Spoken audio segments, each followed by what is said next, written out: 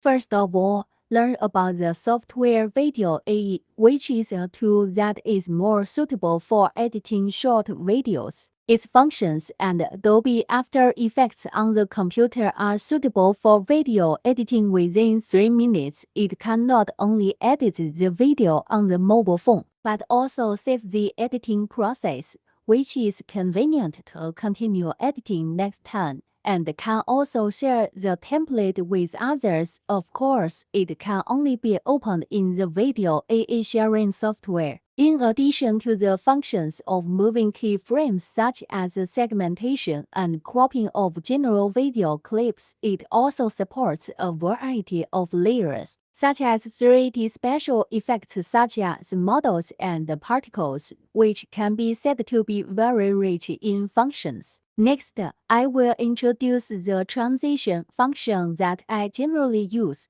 Click on Make Video, create the transition layer I need, and enter the mobile phone album to let us choose the material. Here I first select 3 pictures. Click Choose Resource in the lower left corner to complete the operation. We can see a small transition button.